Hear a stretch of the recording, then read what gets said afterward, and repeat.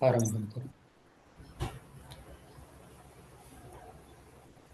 वक्रतुंड महाकाय सूर्यकोटि समप्रभ निर्विघ्नं कुरु मे देव सर्वकार्येषु सर्वदा।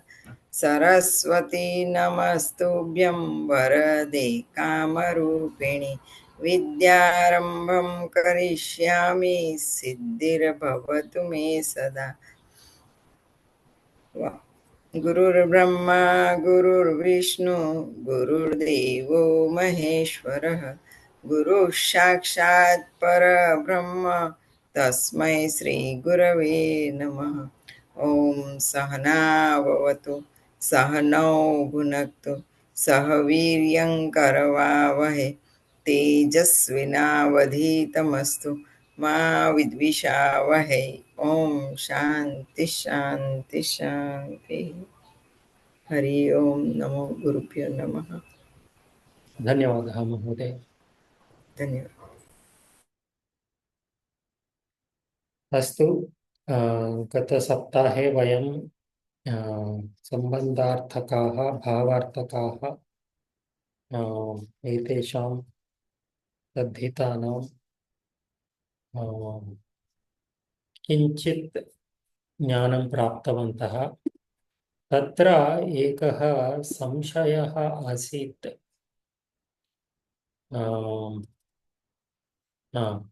यत्र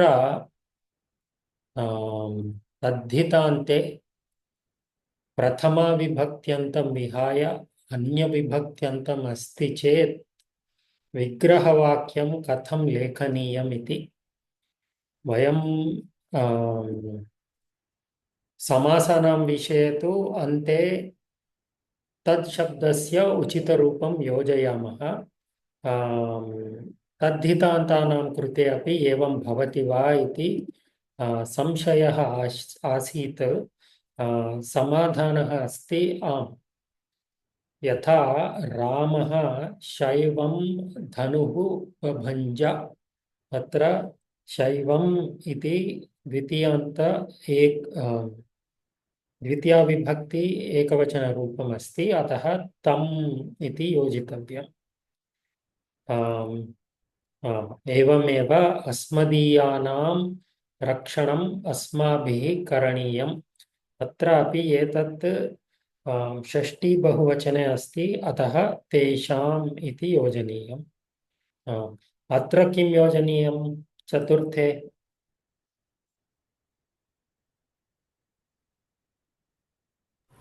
तस्मात्। तस्मात्, सत्यम्। अत्र एवमेव अस्ति। अत्र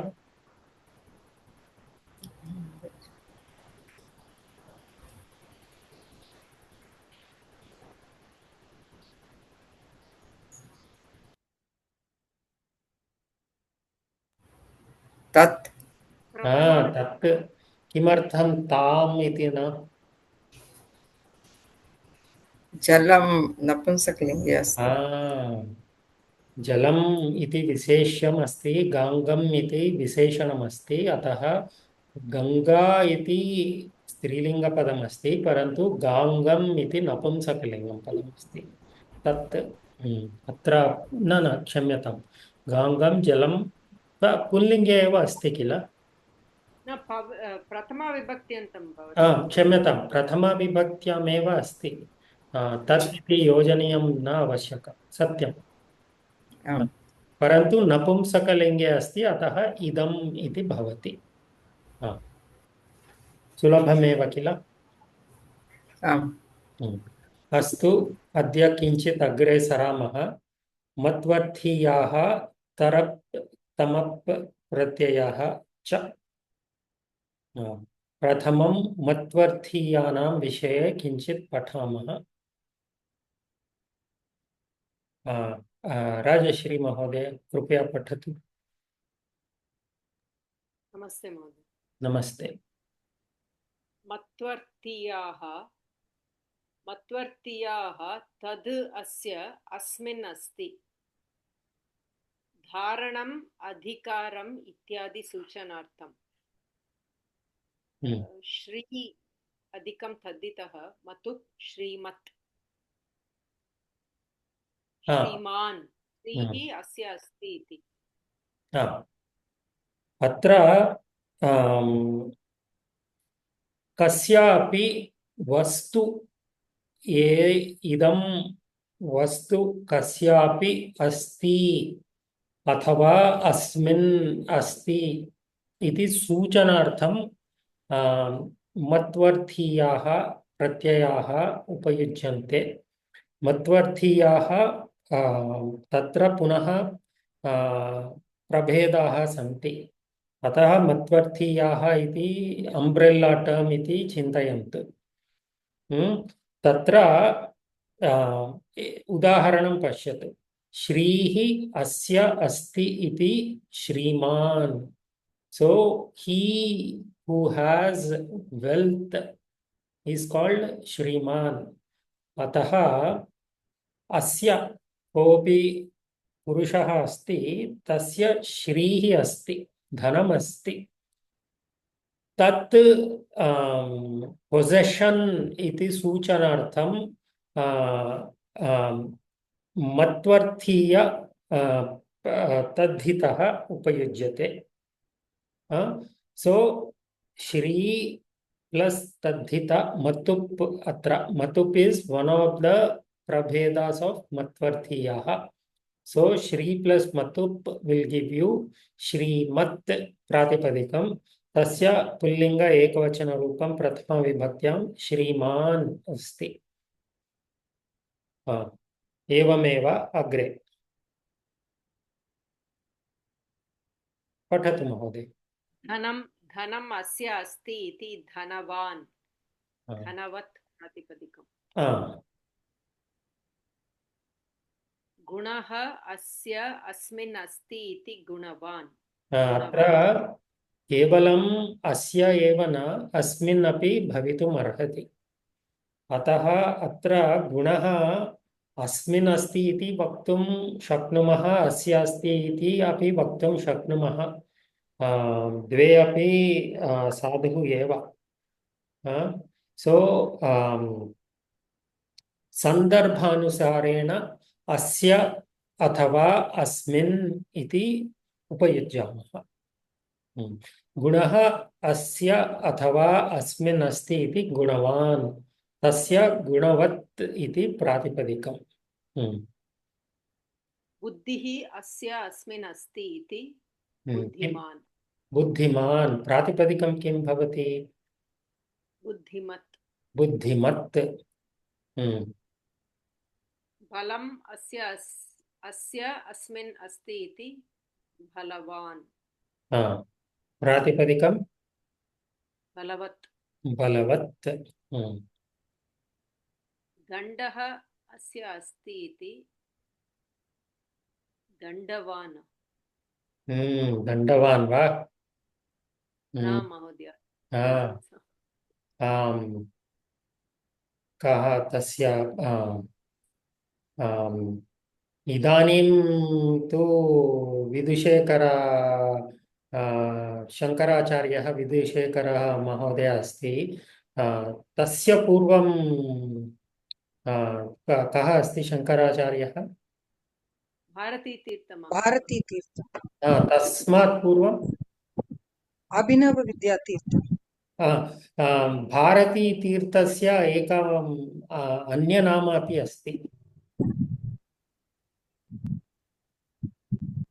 न जानामि।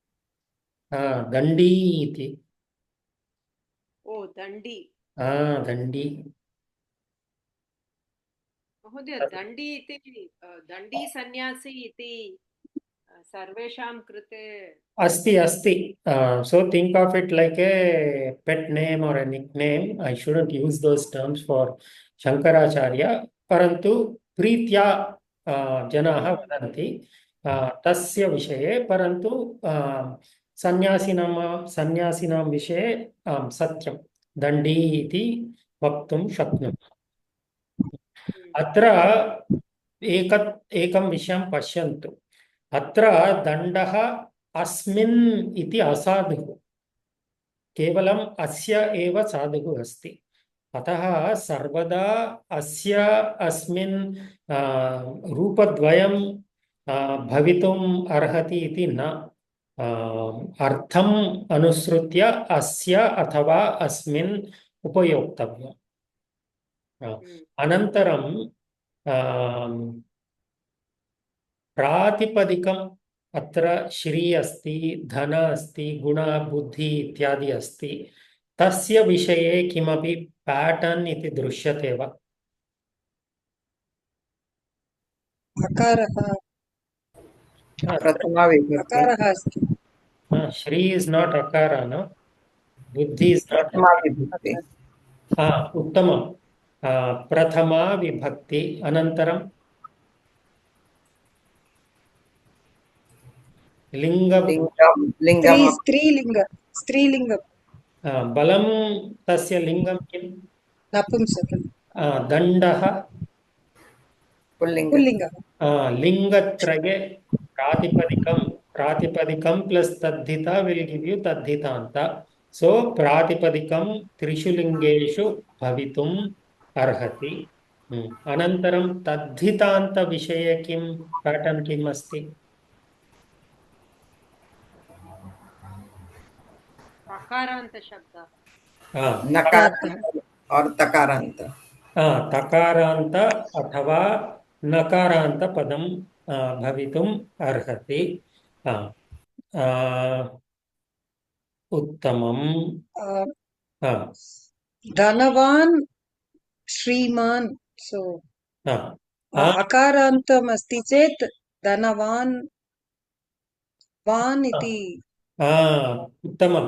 वत् अथवा मत् इति प्रातिपदिकस्य तद्धितान्तस्य प्रातिपदिकस्य अन्ते भवति। कदा वत् अस्ति, कदा मत् अस्ति। उत्तमं। कदा अस्ति इति अग्रे अग्रे पश्यामः। अग्रे पठतु। अस्तु, धन्यवादः। रोहिणी महोदय, भवती पठतु कृपया। मध्वर्तीयाः मध्वर्तीय ततिदेषु मधुप् इनि विनि अच् च इति प्रत्ययाः सन्ति। एते प्रत्ययाः ततिदान्तानां पदानाम् अन्तिमरूपं सूचयन्ति। दीहि अस्य अस्ति इति धीमान्, भगः अस्य अस्ति इति भगवान्। एतत् वाक्यम् अवगतं किल? प्रथमं वाक्यं the pratyaya various मत्वर्थीयाः तस्य प्रभेदाः सन्ति। मतुप् इनि विनि अच्।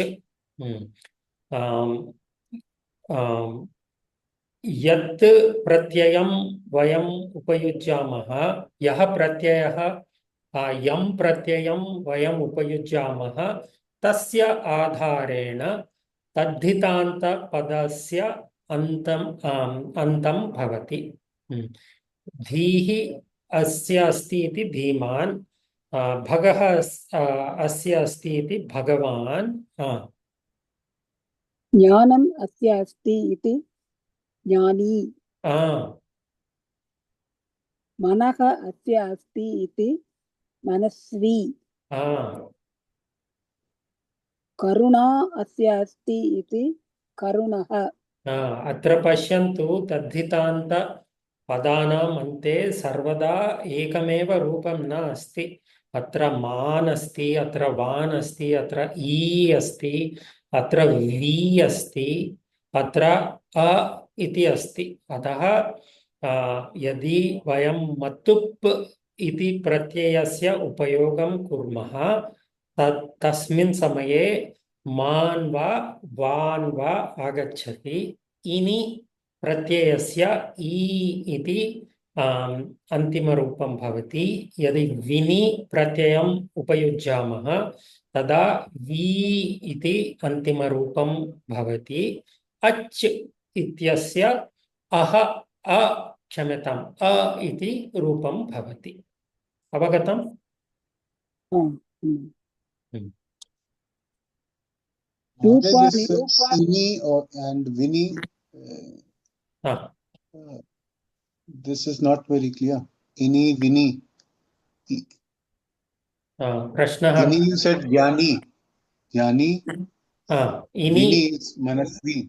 मन Ikarant अग्रे अग्रे अग्रे दर्शयामि we'll one. study in detail in the next slide. This is just an overview. रूपाणि त्रिषु लिङ्गेषु भवन्ति धीमान् धीमति धीमत् भगवान् इत्यस्य त्रिषु लिङ्गेषु रूपाणि कानि? भगवती भगवत् उत्तमं ज्ञानी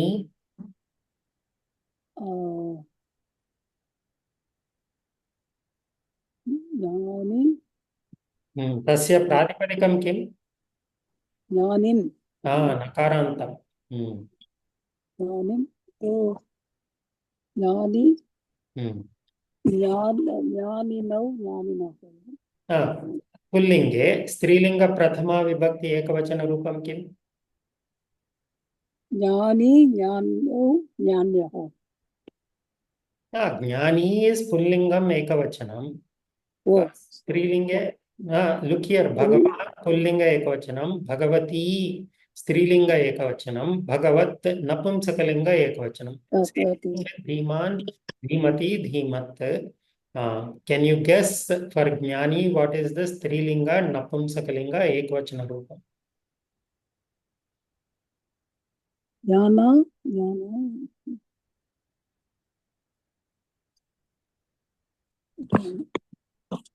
कोऽपि प्रयत्नं कर्तुम् इच्छति वा?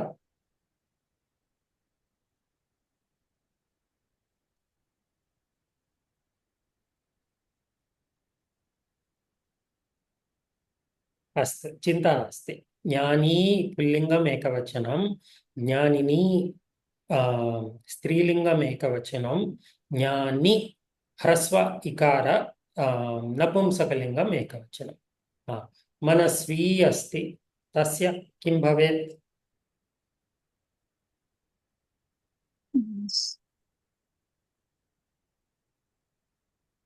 मनस्विनी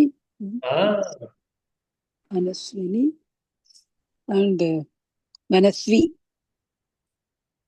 मनस्वी पुल्लिङ्गे मनस्विनी स्त्रीलिङ्गे मनस्वी नपुंसकलिङ्गे उत्तमं मनस्विनी इति बहूनां बालिकानां नाम अपि अस्ति इदानीं किल मया श्रुतं बहुवारं करुणः करुणः it is पुल्लिङ्गं पुल्लिङ्गम् एकवचनं so स्त्रीलिङ्गं be करुणी करुणा करुणा करुणं करुणं करुणा करुणी न करुणा as we do the abhyasa this will become easy so don't worry it was just a abhyasa हर्ष महोदय प्रथमं वयं मतुप् अत्र मतुप् इनि विनि अच् so these are the four pratyayas let's take matup first मतु प्रत्ययान्तानाम् अन्ते मत् वा वत् इति भवति पुल्लिङ्गे नपुंसकलिङ्गे च तद्धितान्ताः तत् तकारान्ताः स्त्रीलिङ्गे इकारान्ताः ईकारान्तः दीर्घ आ कारान्ता और दीर्घाकारान्ता प्रातिपदिकानां वत् भवति धन धन धनवत् प्रथमा विभक्ति धनवान् धनवती स्त्रीलिंगे पुल्लिंगे धनवत् विद्या स्त्रीलिंग पदम विद्यावत् प्रातिपदिकम विद्यावान पुल्लिंगे विद्यावती स्त्रीलिंगे विद्यावत नपुंसकलिंगे हम्म, रूप रूप रूप रूप नपुंसकलिंगम रूपवत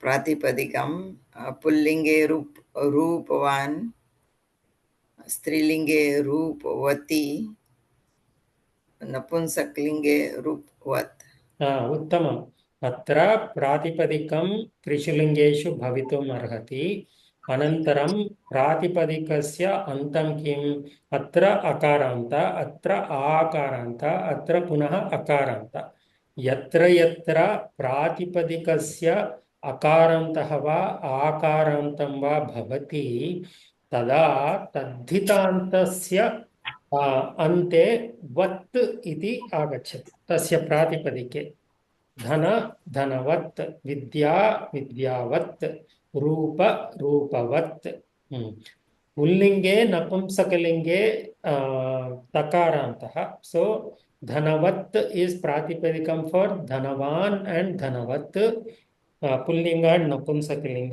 प्रथमा विभक्ति एकवचन रूपम धनवान एंड धनवत् स्त्रीलिंगे ईकारान्त धनवती अवगतं सर्वेभ्यः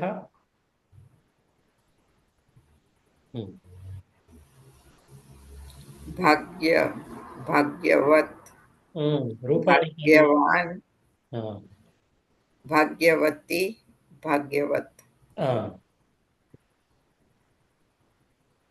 असूया असूयवत असूयवान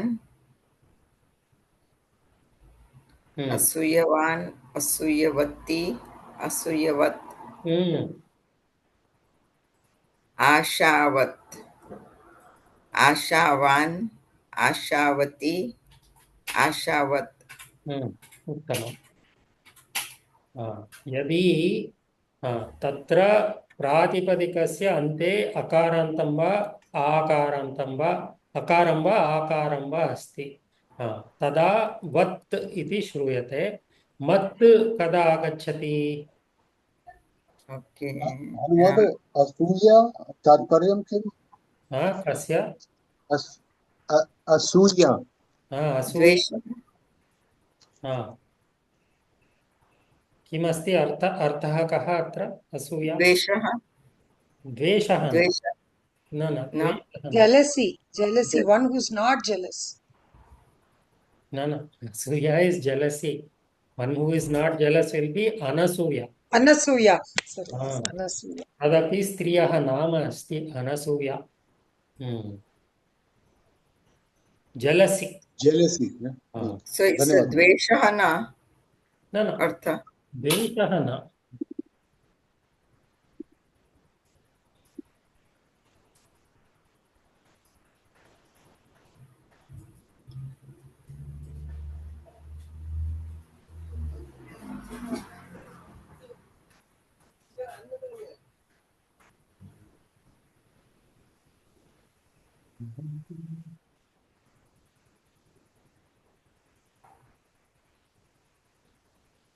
मात्सर्यं मात्सर्यं मत्सरता गतसप्ताहे दृष्टवन्तः रूपत्रयं मात्सर्यं मत्सरता तृतीयं रूपं किम् मत्सरत्वं मत्सरत्वम् उत्तमम्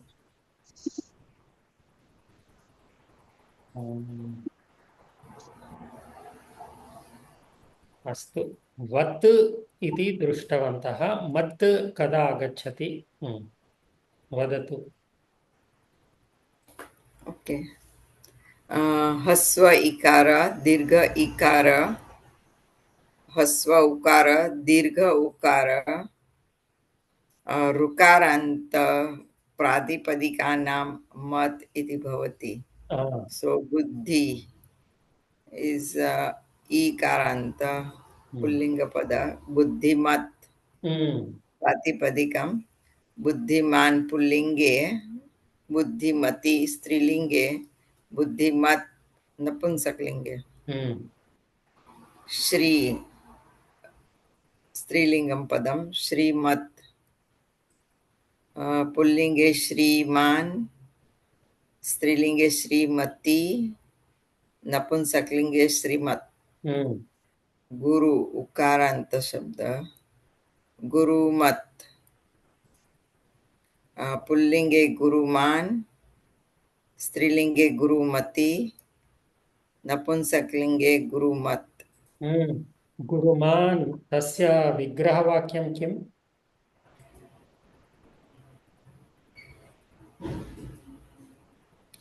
गुरोः मान No. See, this is the start. Right.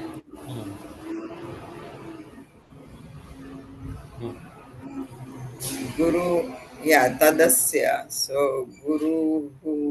So in the place of tad, substitute whatever padam we are talking about. Guru. Guruhu asya Asti. Asmin will not make sense. So Guru asya asti iti guruman. So one who has a guru is called a guruman. If it says three, it is gurumati. Napumsakalinge gurumat. Go. Okaranta. Sabda. Gomat. Then like who possesses the guru? Then gurumat, guruman, or like who has the guru what do you call that? Possession of guru talent, or I don't know. What it would be the meaning then? Jiska guru hai, as simple as that. Jiska guru hai. Who has the possession of, like possession as you said earlier? Who has the possession? So it's not always in the sense of a possession. He who has a guru. That's... He who has the guru. Okay. Okay. Gomat pratipadikam. Goman pullinge, gomati strilinge, gomat napunsaklinge. Asyam अस्माकं कक्षायां गोमती इति एका छात्रा अपि अस्ति. सर्वे जानन्ति एव किल खलु? सो गोमती इत्युक्ते किम्? Based on this, who has the possession of Gau, or is it? She. Go asya. She who has a cow or cows. Goho. Vigrahavakyam. Try the Vigrahavakyam. Okay. Go. So in place of tad, use the prathama vibhakti rupam of whatever is being possessed or whatever belongs to something else. So goho. Goho asya asti iti. Kim bhavati tasya goho asya asti iti? Gomati. Gomati va? Asya. Goman. Goman. Strilinge? Gomati asti chet? Goho. Goho. Asmi. No. Not asya. Goho. Asya is tas. What is asya? Pratipadikam kim? As. Asya.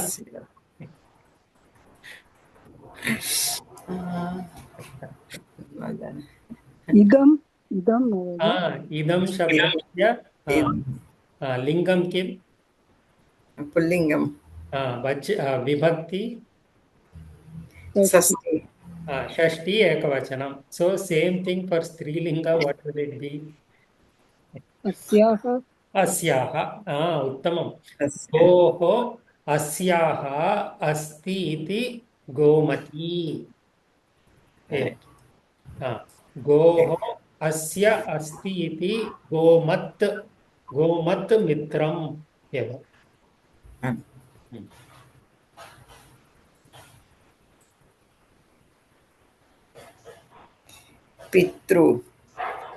Pitrumat. Pullinge pitruman. Pitrumati. Okay, Pitrumati Ah, and Napunsakange Pitrumat. उत्तमम् अवगतं वा सर्वेभ्यः सुलभमेव किल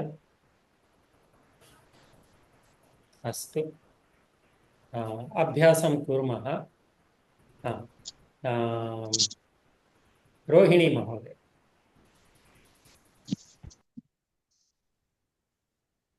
बुद्धिमन्तः वचनं किम् वचनं बहुवचनं अतः अतः बुद्धिः so instead of asya idam asya अथवा अस्मिन् अस्ति so asya is ekavachanam pullingam so अस्याः अस्मिन् what is bahuvachanam बहुवचनं asya anayoho see one easy way to remember is take the tad shabda shashti ekvachanam tasya dvivachanam यस्य तयोः तेषां तेषां same way asya anayoho आस आस येषां येषां येषां बुद्धिः बुद्धिः येषाम् अस्ति अस्ति अथवा we can say asmin also the appropriate rupam for asmin also in whom buddhi exists so what will it be asmin anayoho तासु तासु teshu तेषु तेषु that is for tad for idam येषु yeshu येषु बुद्धिः येषु अस्ति इति बुद्धिमन्तः is everybody following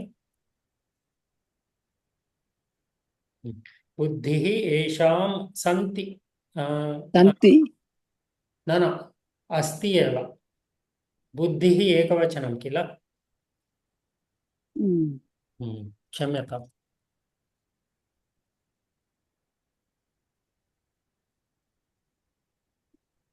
the one who is possessing maybe bahuvachanam parantu no kshamyatam what is being possessed is ekavachanam only but one who is possessing maybe in bahuvachanam so many people having buddhi is in ekavachanam so asti eva atra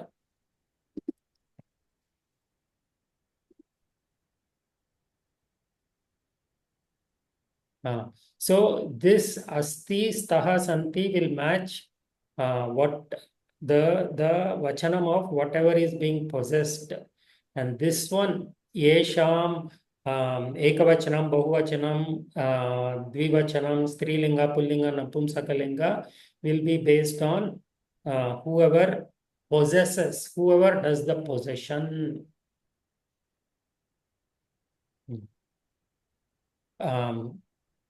Rajashri Mahoday.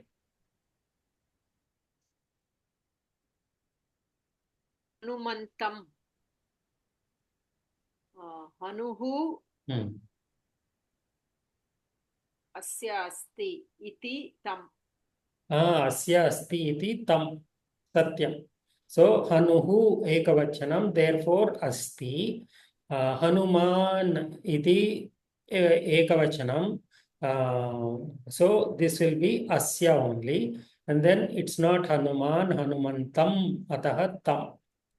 Is this clear for everybody?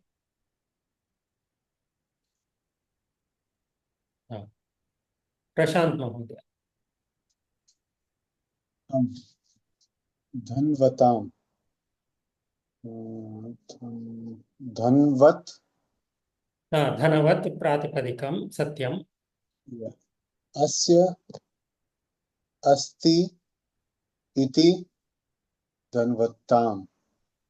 But what what is asya asti? What is the first word? Dhanavat, no? No. Dhanavat is the pratipadika. Here, Mother. buddhihi, what is being possessed or what is being had? Dhanavan ityukte kim? A rich person. Hindi भाषायां किम् अस्ति? क्या बोलते हैं? पैसे वाला, जिसके पास धन है. धन है, धन, so धनवान. so संस्कृते what अस्ति? धन, धन, धनवता or न श्री अस्ति अस्ति इति श्रीमत् गुरु गुरुमत्. उसके पास क्या है? धनवान. धन, धन. धन, धनम अस्य. धनम, धनम. धनम. So what somebody has is the prathama padam in the pratipadikam, and then if it is pulling Dhanam asya asti iti. Dhanavan, but this is dhanavatam. So when is pullinga? When does pullinga end in am?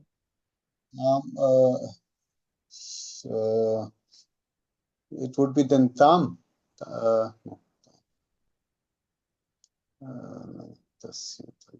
Tesham. Tesham. Tesham. Tesham. Uttamam. Dhanam yesham asti athava asya asti. Tesham. No. Yesham only. It's bahuvachanam. Kila dhanavan, dhanavantau, dhanavantaha. So of the rich people. Bahuvachanam asti. Dhanavan. It is the dhanavantau, dhanavantaha. Bahuvachana rupam asti atra. Ataha yesham asti iti tesham. Clear or no? Mother.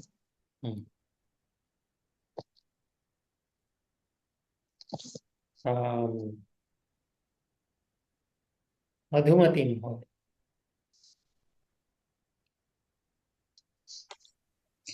नीतिवती. नीति अस्य अस्ति. अस्याः अस्ति. नीति अस्याः अस्ति इति. नीति वा? We are not using buddhihi, anuhu, dhanam, pratham. Is it a pullinga shabdam? Niti? Strilinga eva. Strilinga eva. Buddhi, buddhihi, niti. Nitihi. Nitihi asyaha asti iti nitivati. So asyam saptami vibhakti rupam can also be used because in this context it makes sense. In whom niti exists, that female is nitivati. Pustake yetat rupam diyate. Nitihi asya asti iti stri. So they use the pullinga form only instead of getting confused or bothering with strilinga rupam, napunsakalinga rupam and all that. So they keep the asya asti iti standard, nitihi asya asti iti. But because we are talking about a strilinga, they add stri at the end. Parantu parikshayam yetat rupam, prathama rupam likhatu. This is just given to show that there is another form also, but don't use this form in the pariksha. Rajashri Mohan.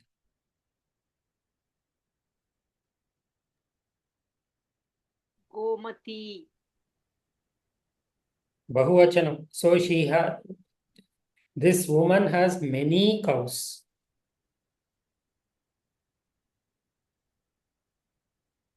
O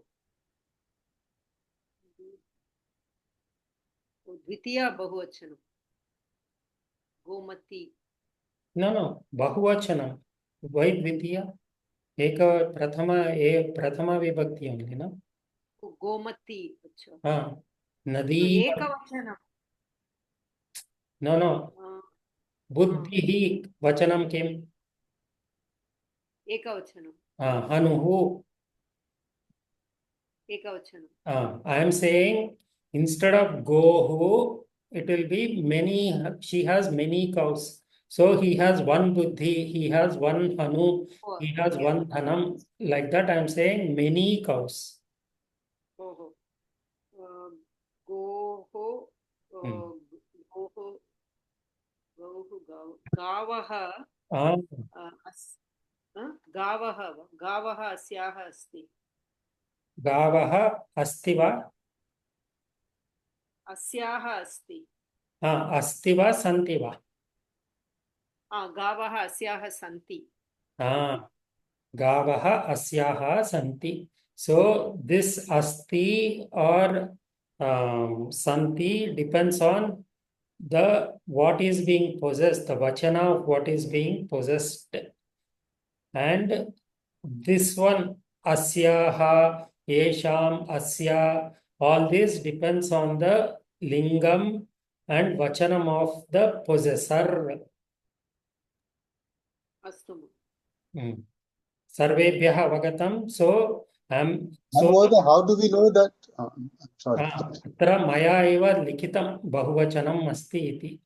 So if it is not bahuvachanam, then you will say gohu asyaha asti iti. So if she has 2 cows, kim bhavati Rajashri Mahoday?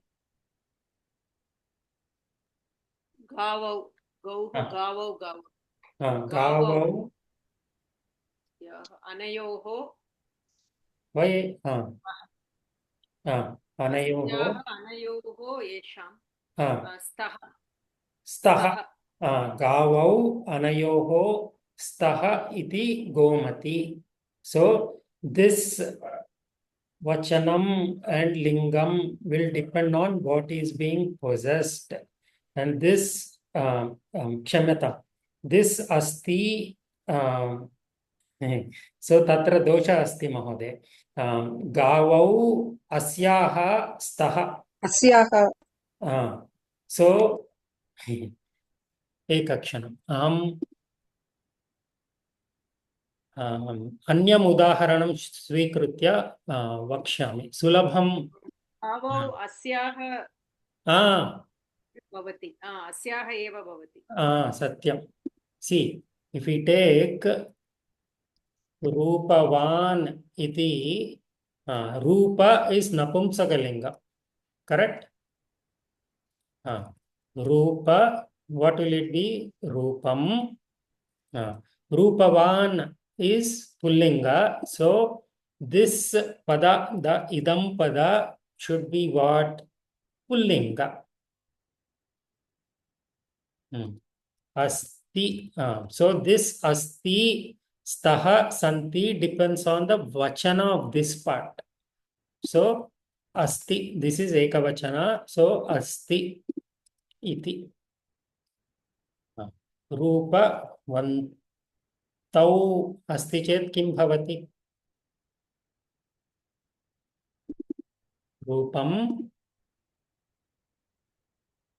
what is vachana of this द्विवचन द्विवचन Asau. So asau. असौ वा No, asya. Asya is for ekavachana, right? Asyoho. Atra rupam is ekvachanam, so asya only will come. No. अस्या अनयोः Anayoho. Asya अनयोः anayoho अस्ति asti. उत्तमम् so this asti depends on this vachana so ekavachana dvivachana bahuvachana depends on the object, the number of objects being possessed, and this one, the middle part, the idam shabda, the vachana and the linga depends on the vachana and linga of the possessor. Evam swikarotu. Avagatam? आम् महोदय। एकम् अन्यम् उदाहरणं स्वीकुर्मः।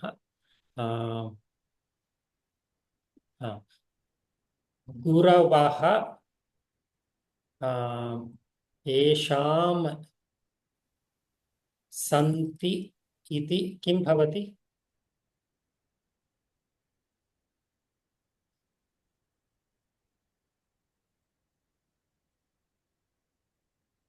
Okay, let's start from the beginning.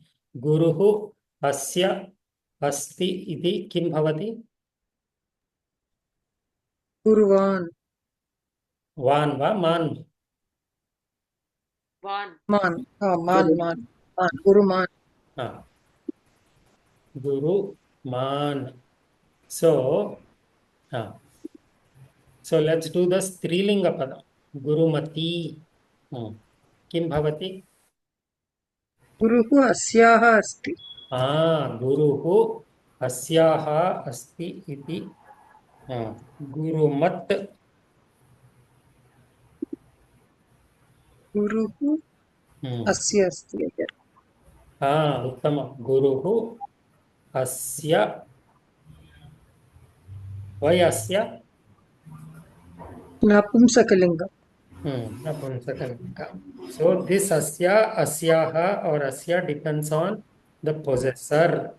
And this asti or staha or santi depends on the vachana of the objects being possessed. So atra guravaha, how many objects are being possessed?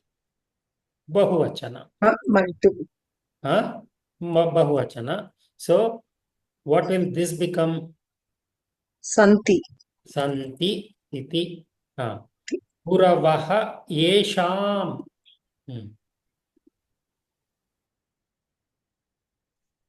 I'm writing the same thing again. Kshami. गुरुमन्तः Gurumantaha. Uttamam. I should have started with this. Satyam. Gurumantaha. So Guravaha Esham Santi iti is correct. In this particular case, since we don't know how many gurus we are talking about, it could also be Guruhu Yesham Santi. Kila? Yes. We are not saying how many gurus these people have. These multiple people can have one. Can have one guru.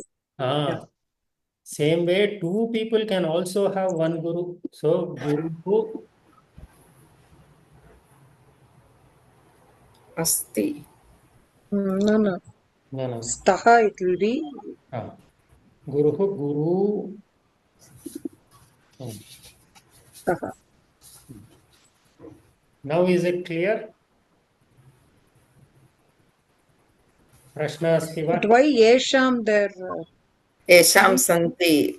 Prathama vakya. Yesham santi is fine. Guru yesham staha is it right? Santi eva. Santi. No, महोदय। But yeah. No, if you make it staha, said- then yesham will change. No, Guru staha was correct, Mahodaya. Yesham is it denotes that Guru Mantaha, that portion. Correct. So Guruhu asti, Guru staha, Guravaha santi. And this Yesham, Strilinga, Pullinga, Napumsakalinga, Ekavachana, Dvivachana, Bahuvachana depends on the Vachana and Linga of the possessor. So if it is dvivachanam, Dvivachanam, then what? Guru Matau Varma. How would it be? Guru Mantau. Guruman, Gurumanta. Guruman. Bhavati eva vadatu. Guruhu Guruman. So two people can have one guru, two gurus, many gurus. So let's take the So case. Guruhu, Vachanam, one guru only. Yeah. So Guruhu Anayoho Asti. therefore asti iti. So let's fill out. Anayoho Asti. And then because this is pullinga dvivachana, anayoko uttama. So two gurus, guru. Guru Anayoho Asti. So Staha. if it is guru, then let's immediately fill the asti iti portion. Staha. Then Anayoho will remain. anayoho eva. Because it is for two people. Multiple people. Kshamyatam, multiple gurus. Guravapa. Santi iti. Let's fill that. Anayoho Santi. Anayoho. Santi iti. सर्वेभ्यः अवगतं वा? प्रशांत महोदय? अस्तु.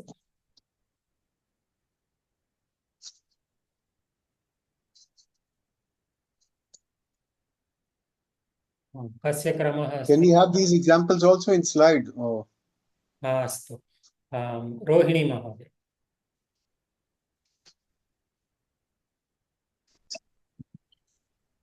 विद्यावत्स. So this Vidyavat.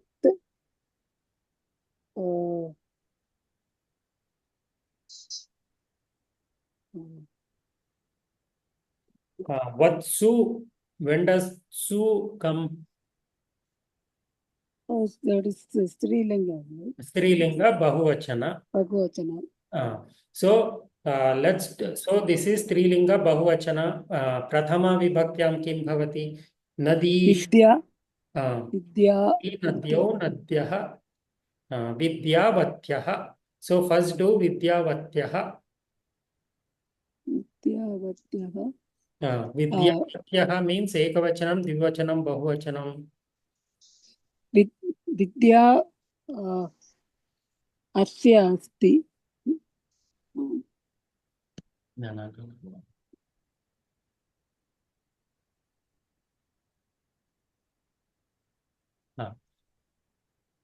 Vidyavatsya. Vatsu. So this is the Shashti Bahuvachana Rupam. Correct?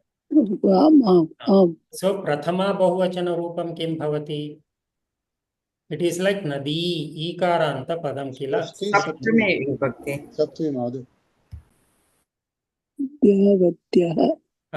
So the possessor is in Bahuvachanam and Strilinga. So Vidya. Vidya is ekavachana, dvivachana, bahuvachana.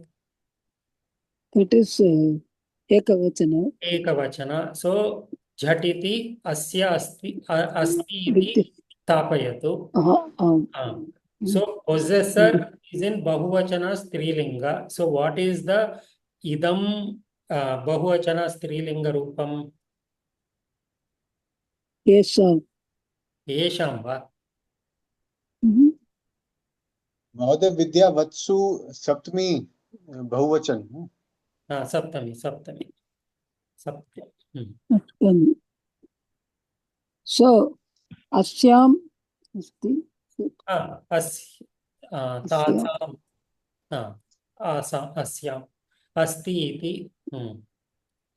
So Asam Mahodaya. Asyaha anayoha asam. Asam. So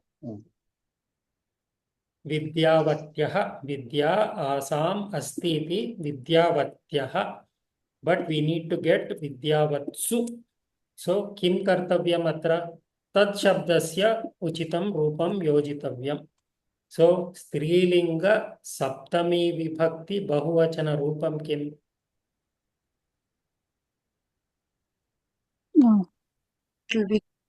Tad shabdasya. Tasu. Let whoever is talking, let them try first. Oh, When it is not our chance, we know the answer. When it Shamyatam. it's okay. Shamyatam. Yes. Shamyatam. Is this Rohini Mahoday avagatam va? आम् महोदय सर्वेभ्यः अवगतं वा? प्रश्नः अस्ति वा अत्र? विद्या आसाम् अस्ति इति तासु The सप्तमी. problem is, Magadya, the problem is the Vibhakti Rupam Visramita. Idam Shabda is a little difficult, I agree. Yes. Harsha Mahoday. Shaktimataha. So it's Shaktimat. So Pullinga. It's so Saktihi. No. What is the astu? Astu. Karotu. Prathamam karotu. Shaktihi. Shaktihi asya or asmin asti iti. Shaktiman. Shaktihi asya asti iti Shaktiman. Parantu atra Shaktimatah asti. So it's a Sasti Vibhakti. Dvitiya Vibhakti Bahuvachana. Satyam. Satyam. So if it is a Dvitiya Vibhakti Bahuvachanam asti chet Shaktihi asya no. This will not change. Shaktihi asya asti iti Shaktiman. We just have to add the appropriate Tad Shabda. Okay, so tan Dvitiya Vibhakti asti chet tan. षष्ठी वा पंचमी अस्ति चेत् तस्य वा तस्मात्. उत्तमम्. शक्तिः अस्य अथवा अस्मिन् अस्ति इति तस्मात् तस्य तानपि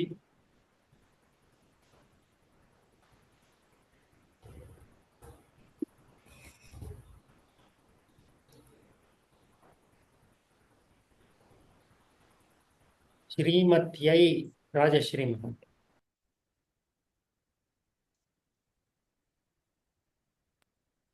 श्रीमत्यै श्रीः अस्याः अस्ति तस्यै. उत्तमम्.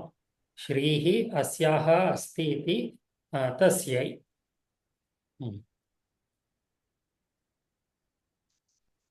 मधुमती महोदय.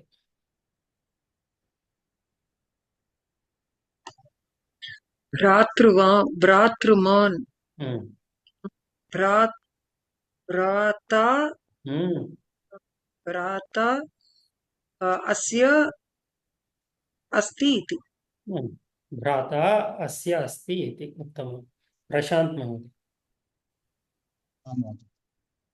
मित्रवत्. मित्रं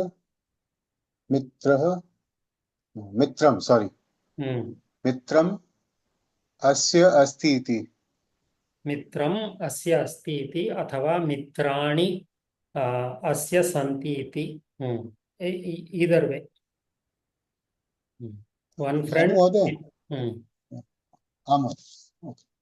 No, once you finish, then I'll ask. एकवचनम् अस्ति चेत् मित्रम् अस्य अस्ति इति. बहुवचनम् अस्ति चेत् मित्राणि अस्य सन्ति इति. वदतु. 7 Shaktimatah tasmat tasya tan.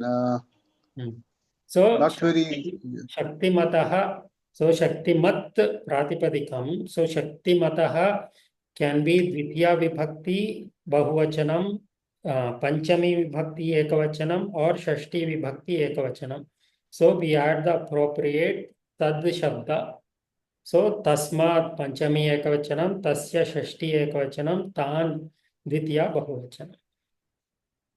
धन्यवाद महोदय. जी वदतु. शक्तिमतः पंचमी विभक्ति प्रयोग. I mean, if we use that, what would be the meaning? From a strong person. So Shaktiman means what? A strong person. So Shaktimataha, from a strong person. धन्यवाद. इनि प्रत्ययः कस्य क्रमः अस्ति? अस्तु, मधुमती महोदय भवती एव पठतु. So we finished Matup. Next we are going for Ini. इनि प्रत्ययः ह्रस्व अकारान्तेभ्यः एव अयं प्रत्ययः. ह्रस्व अकारान्तेभ्यः एव अयं प्रत्ययः. इनि प्रत्ययान्तानाम् अन्ते इन् भवति. पुल्लिङ्गे नपुंसकलिङ्गे च तद्धितान्ताः नकारान्ताः, स्त्रीलिङ्गे ईकारान्ताः. योग, योगिन्, योगी, योगिनी, योगी. So अत्र पश्यतु. योग अस्य अस्ति. वदतु पठतु. योगः अस्य अस्ति इति. अत्र योग इति प्रातिपदिकं पश्यतु. अकारान्तं पदमस्ति. अनन्तरं तद्धितान्त प्रत्ययान्ते इन् इति भवति. सो योगिन् इति. So the yogin is the pratipadikam. For pullinga and napumsakalinga it is nakaranta. Strilinga it is ikaranta. So yogi pullinga ekavachanam, yogini strilinga ekavachanam, yogi napumsakalinga ekavachanam. And vigraha vakyam for yogin will be yogaha asya asti iti yogin.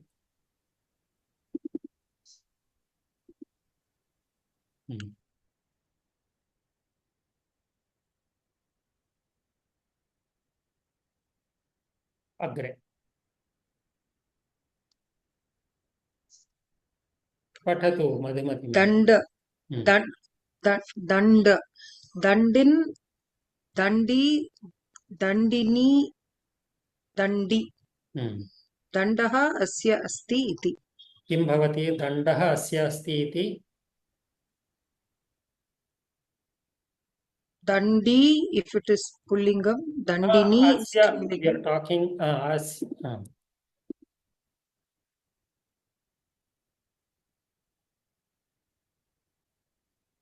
Asya is there, no? So Asya is pullinga shabda, so it will be dandi. Dandi only. Agre. Guna, gunin, guni, gunini. Gunaha asya asti iti guni. Guni, gunaha asya asti iti guni. Pakshin, pakshin, pakshi, pakshini, pakshi. No. Pakshini, pakshi. It should be for akaranta. I think I copy pasted the wrong udahara. Ini.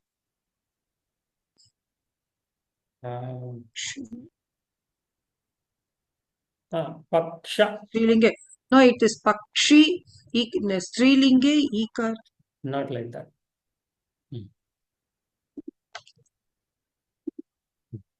Paksha. So for yoga, if it is the pratipadikam, in the tadhitanta, the pratipadikam will be yogin. For danda, so danda plus ini pratyaya will give you dandin. Yoga plus ini pratyaya will give you yogin. Guna plus ini pratyaya gunin. Same way. Paksha plus ini pratyaya pakshin. And pullinge ekavachane pakhi. Strilinge pakshini, napumsakalinge pakshi. So pakshi Can you try the Vigraha Vakyam? What is Pakshi? Paksha. What, Pakshi. what is the meaning of Pakshi? It's a bird. Ah. Yeah. So what will be the Vigraha Vakyam? Pakshi asya asti iti.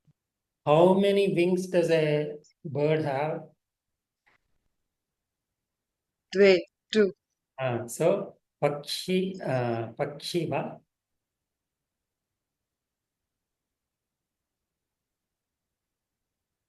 So Pakshaha is it? Pullinga. Or Paksha. Paksham. पक्षिन् इति रूपस्य प्रथमा विभक्ति रूपाणि कानि? पक्षी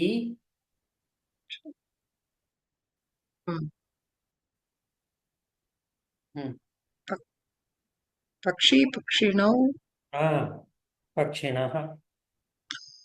Prakshinaha. Pakshi, Pakshinu. Paksha means a wing. अहमेव दर्शयामि. पक्षौ Pakshau asya asti. अस्ति न स्तः. So this has to match this, no? So paksha akaranta padam. So whatever is possessed is in the akaranta rupam. So yogaha asya, dandaha asya, gunaha asya. Atra two wings we are talking about that. That is why pakshaha, pakshau, pakshaha. So pakshau asya staha iti pakshi. Is this last udaharanam clear for everybody?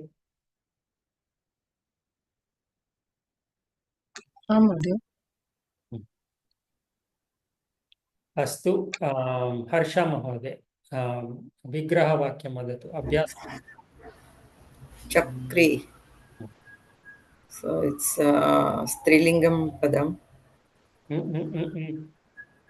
Chakri. Oh, right. Chakri. Pullinga Padam. Chakri. So Chakra Asya Asti Iti. Chakra va, Chakraha va, Chakram va. Chakra is the Pratipadikam. Chakram. Chakram Asya Asti iti Chakri. Prashant Mahoday. Guni. Gunaha asya asti iti. Guni Uttamam. Strilinga, Pullinga, Napumsakalinga. This one.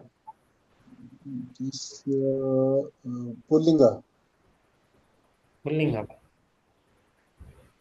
Yogi Pullinga, Yogini Strilinga, Yogi. Napumsakalinga. Shamata. Rohini Mahoday. Kamini. Kamaha, is it Kamaha? Kamaha. Kamaha asya asti iti. Is this Pullinga, Napumsakalinga? This is Strilinga. Kamaha.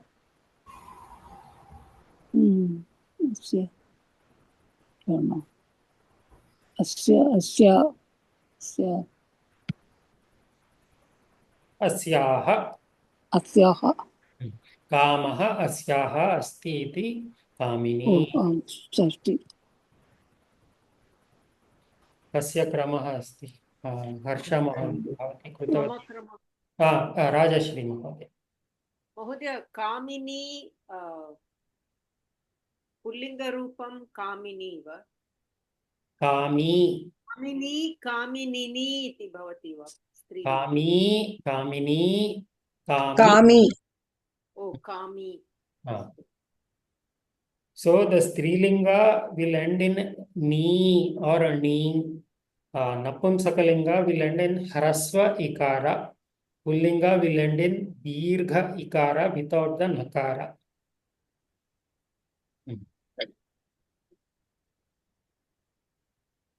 Rajshree कोदण्डी कोदण्डी कोदण्डः अस्य अस्ति इति कोदण्डी कोदण्डं नपुंसकलिङ्गं पदम् कोदण्डम् अस्य अस्ति हर्ष महोदय सः वने पक्षिणः प्रेक्षते पक्षिणः इस् बहुवचनं सो बहुवचनम् अस्ति चेत् पक्षौ पक्षवः पक्षौ एव पक्षो एव पक्षो येषां स्तः इति पक्षौ येषां स्तः should not be सन्ति स्तः उत्तमम् प्रेक्षते is to catch or savane pakshina प्रेक्षते कः अर्थः प्रेक्षते हर्ष महोदय न जानामि दृश्यते इति अहं मन्ये अहमपि वीक्षते वीक्षते दृश्यते सीयिङ्ग् महोदय तत्र पक्षिणः इति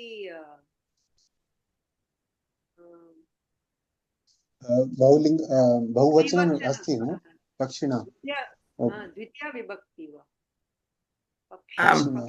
because right पक्षवः सत्यं प्रथमा विभक्ति पक्षवः पक्षिणः so तान् पंचमी and षष्ठी अपि so तस्मात् and तस्य no अत्र तु बहु द्वितीया विभक्तौ एव अस्ति किल सो तान् सत्यं तान् योजितव्यं धन्यवादः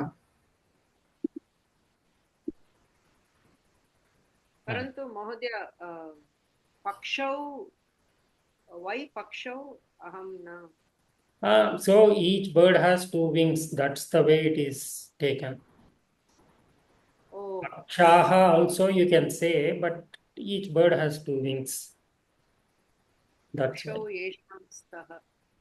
Hanu Mohoday, here like what is not clear is like pakshi has two wings, that's okay, but are we talking about pakshi or its wings? That is like sometime because pakshi means a bird. so I'm telling you paksha, what are we talking about? I am telling paksha. you paksha is wing pakshin pakshau asya stah so that which has two wings is called a pakshi pullinga if it is a strilinga pakshini one who possesses two wings okay paksha is the pratipadikam just like gunaha so what is being possessed gunaha what is being possessed dandaha same way what is being possessed pakshau two wings so two wings jiske hai that is called a pakshi okay avagatam now it's more clear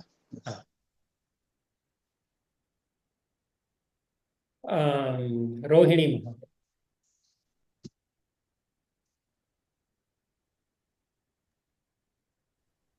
सर्वे जनाः सुखिनः भवन्तु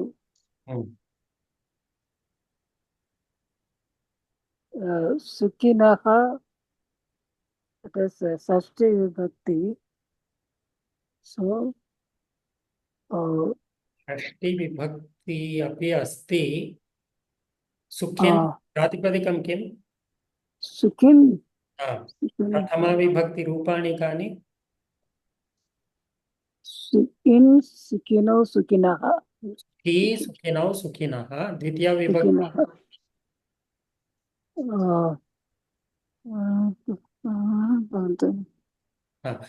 सुखिनं सुखिनं सुखिनौ सुखिनः so here is it द्वितीया विभक्ति or some other vibhakti so that is dvitiya right dvitiya not shashti षष्ठी सुखिनः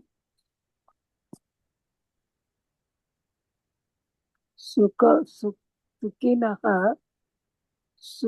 सुखं यस्य अस्ति अस्य वा सर्वे जनाः यस् अस्य जनं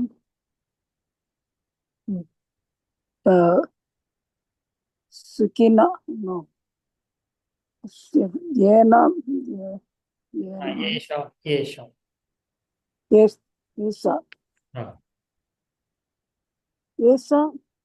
अस्य अनयोः येषाम् अस्ति इति अनयोः वै अनयोः No, sorry. I'm getting confused now. चिन्ता नास्ति. So here. So the format is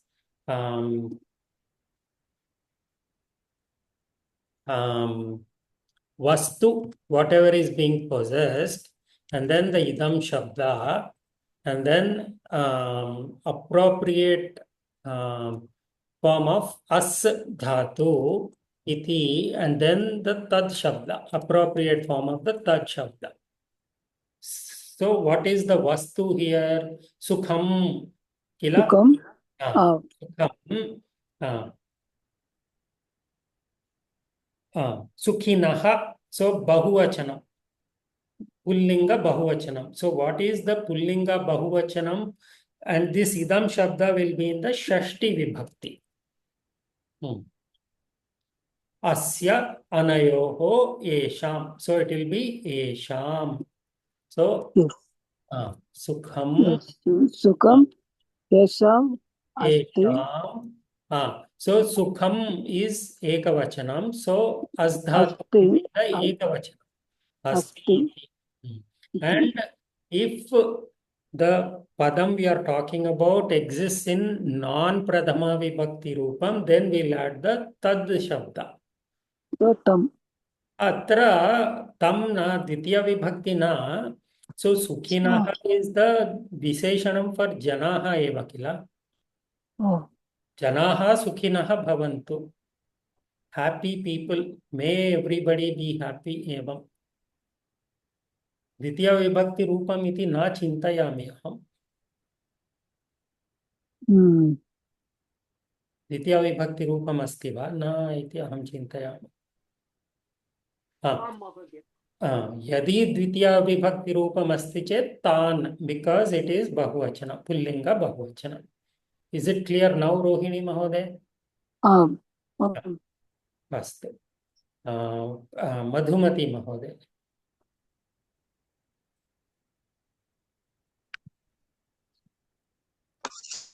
ज्ञानिनः लक्षणं पृच्छामि. ज्ञानिनः again is ज्ञानी. Jnanin.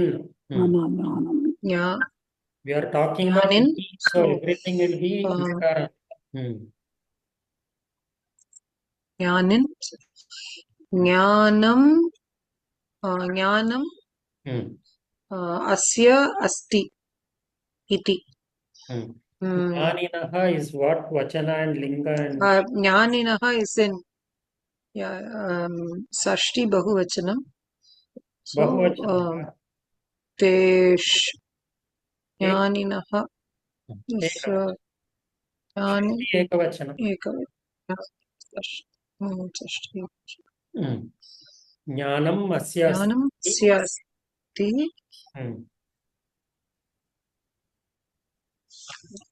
So what do we have to do? Sashti Rupam. Tad shabdasya shashti ekavachana rupam. Sashti Rupam. What will it? Tasya. Jnanam asya asti iti. Tasya. Not tesham. Jnanin. Tasya. Jnanina. Tasya. तस्य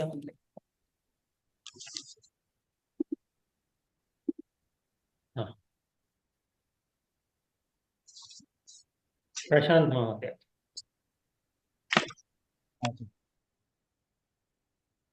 गुरुः आधिकारिणे तत्त्वं अधिकारिणे sorry अधिकारिणे तत्त्वम् उपदिशति गुरुः अधिकारिणे को तत्त्वम् उपदिशति। अच्छा,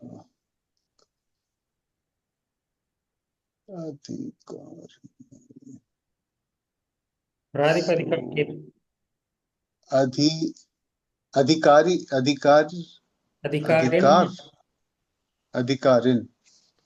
See, all the pratipadika's yogin, dandin, gunin, pakshin, nakaranta.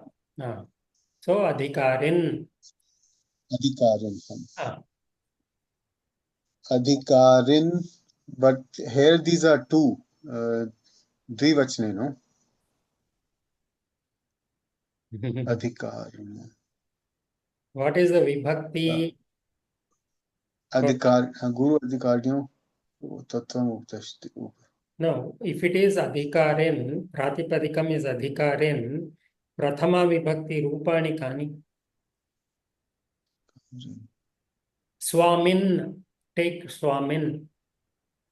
So, what is the prathama vibhakti rupam for Swami? Swamin. Swami. Swami.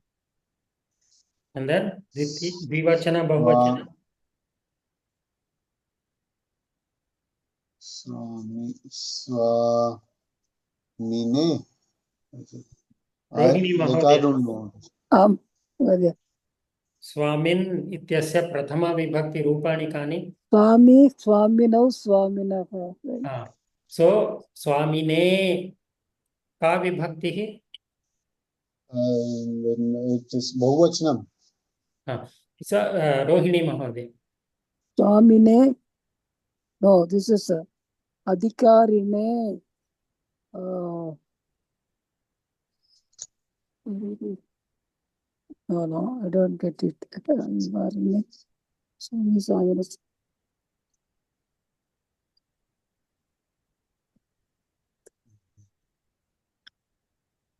कोऽपि जानाति वा का विभक्तिः इति?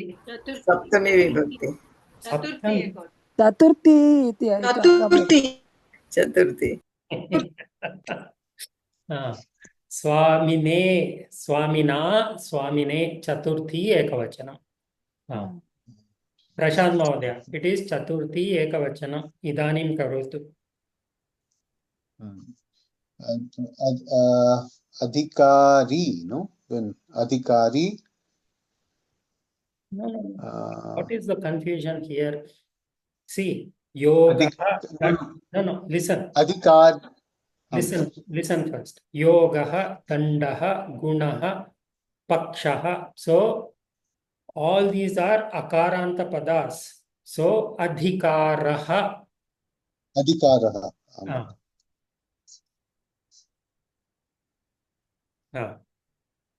Adhikaraha asya asti iti and then tasmai. Tamam. Adhikaraha by whom? By the Guru, no? Asya only. Copy paste dosha. Adhikarah asya asti iti tasmai.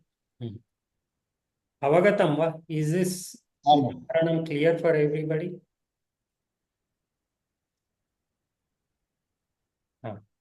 Harsha. भगवान प्राणिनां देहं पुष्यति। प्राणिनां षष्ठी विभक्ति बहुवचनम्। So प्राणिन् प्रातिपदिकम्। प्राणी एषा प्राणः प्राणः येषाम् अस्ति इति तेषाम्. उत्तमं. प्राणः येषाम् अस्ति इति तेषाम्. I mixed up the येषाम् and अस्याम्.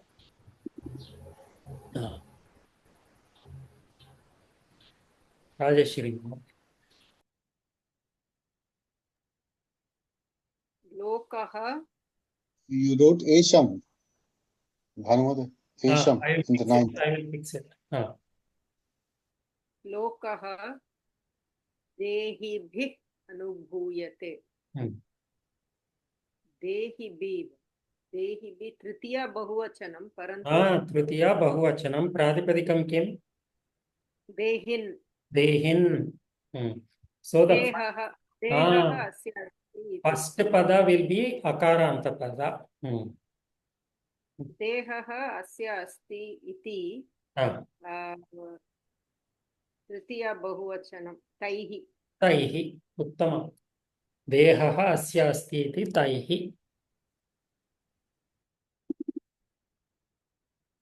It's a little challenging. Do the udaharanas एकवारं पुनः पठन्तु. क्षम्यतां भानुमहोदय, देहः येषाम् अस्ति बहुवचनं. लोकः. Oh, लोकः, right. It's a the world experiences through their bodies or something. Yeah, ekavachanam. Mahodaya. Vadat. Mahodaya, I have a doubt. In the earlier slide, in the first or second slide, when you started, there was this jnani, jnanini, and jnani. This one.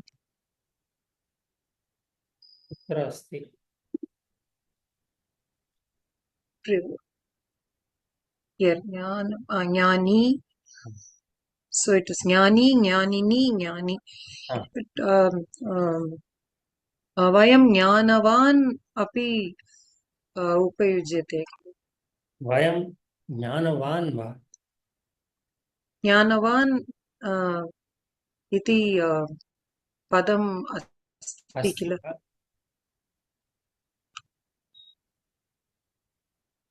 अहं न जानामि. ज्ञानी एव जानामि. ज्ञानवान् नास्ति. Looks like I've heard Jnanavan. No, jnani eva. So we can't take whatever it says in Hindi all the time. So wherever we have Shabda Kalpa Druma or those, only we have to take. So I don't think there is a Jnanavan. Jnani eva. Same meaning, but Jnani. In whom Jnanam exists, that person is called Jnani. Yeah. Kinchit kleshah asti with all the idam and tad shabda gruha karyam api ekavaram karotu sulabhaya bhavati. Astu mangala shlokam kritva samapayamaha tadanantaram prashnaha santi chet pruchantu. Harsha Mahodaya कृपया मंगल श्लोकम करें.